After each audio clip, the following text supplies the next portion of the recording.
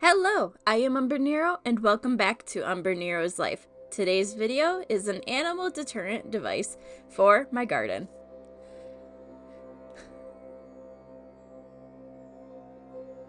I have had an ongoing issue with animals destroying anything I try to grow where I live. So, this year we finally, I decided I am going to build something to stop the animals from destroying my garden. And I'm sorry I don't have a very good video of how to put this together, but there is reasons that it just didn't record correctly, so bear with me as I kind of describe what I had. I grabbed some of this mesh. It's a 1/2 inch by 1/2 inch square roll. It was like 25 feet long, and I was hoping this would be enough to cover my raised garden bed. And a couple other things that I needed was some wooden dowels. I got 2 that were like 5/8 of an inch thick, and I actually nailed them in to my raised garden bed to act as supports. I did end up going through 3 of these dowels because one of them broke very fast, and one of the ones that did survive did not do so well, so it was pretty damaged as well as of the day I am getting this video finished. And then I also grabbed, like, I want to say it's 7/8 wooden dowels. I grabbed 4 of them, and I actually duct taped them to make longer sticks because I could have gone actually bought wood, but I was trying to do this relatively cheap and trying to keep everything under 25 bucks. So I had to do what I had to do. And the other big item I used was a stapler, a regular office stapler I've had for years, because our stapler that we would use for projects and things like that decided it wasn't going to work. So what I did is I took the dowels, the larger dowels, and I made sure they were long enough to go across the length of our garden. And what I did is I took these 3, well, it was a single roll of the metal mesh fencing. It's like to keep chickens in, so that way they can't get out. And I was using it to repel things. But I took that, measured it across the top of my garden bed, and figured out, okay, I want it to dome a bit, so I want it to have some space. Figured out the length for one, cut it, and then I did it 2 more times to make 3 cut areas. I will say these were not cut pretty. I had many scratches after doing this on my arms, but I had them pre-measured, figured out, knew exactly where on the dowels each one would fit, and it perfectly fit. So the first challenge was to actually get these stapled onto the dowels to begin. And I will admit, this first side took a while because they were wanting to roll back onto the wood, and it was very difficult. But I managed to get this done. And it did take quite a while. But one of the things I want to say is with the roll I got of this mesh fencing, there was a wire that was wrapped around it a few times. Like, it was a very good length of wire. I ended up using that to sew together the entirety of the actual top. So as you can see in the footage here, that was what it looked like before I even really started to sew this together. It was rough. I will admit it. It was very rough. But you gotta do what you gotta do with what you can. So I had the snippers I was using to cut the fencing on hand just in case I needed them. But here, I was basically hand sewing each individual square, getting poked multiple times, these mesh pieces together. Because I wanted it to be a single unit that can be moved at once. And in all honesty, if I did not do this, this was going to be very flimsy and very difficult to actually move. Or you would have to have at least one other person help you move it no matter what. But because I did this the way I did, it is movable by one person. And the other big thing to realize here is I only had the one side stapled. The side that was closer to my camera here was not stapled at all, and I was completely guessing at how much wire I was going to need to sew these together.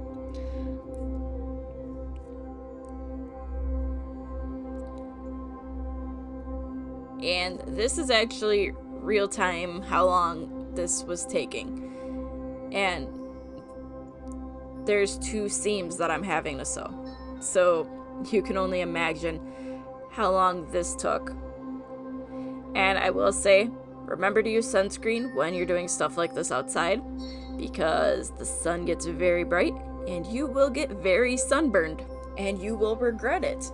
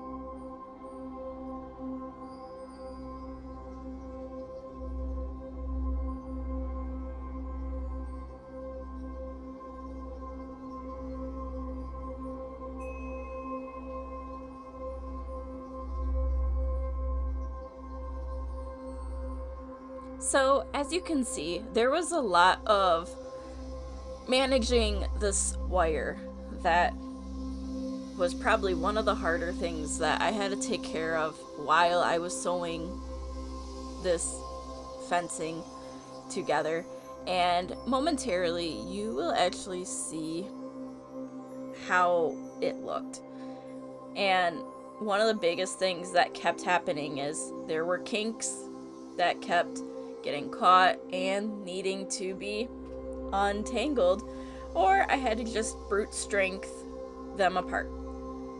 But here you can kind of see how it was looking once it was fully sewn together on the one side, and I just started the second one in this picture. And in this picture, this is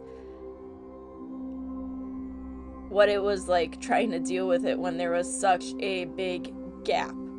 It took a lot of time to do this, and it was a workout, My arms hurt because of that constant motion of hand sewing, but then also my arms hurt from the heat.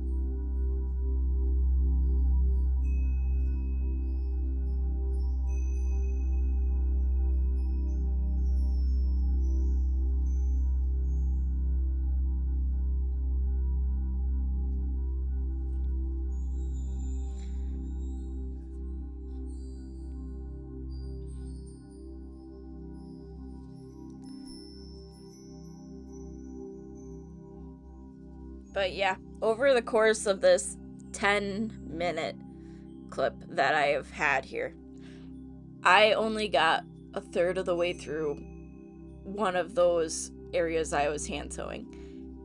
Gives you a good idea of how long it took. It was about an hour to do all of that.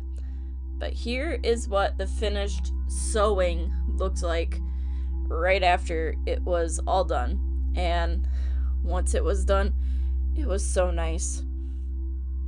There was not much to worry about at that point, except for I needed to go and staple the other rod onto the other side. That alone was gonna prove to be its own challenge, because here you can kind of see right where that rod will end up eventually. There was a lot more scratches, and surprisingly, no bruises that came from this. But you have to expect the unexpected while you are doing these little projects.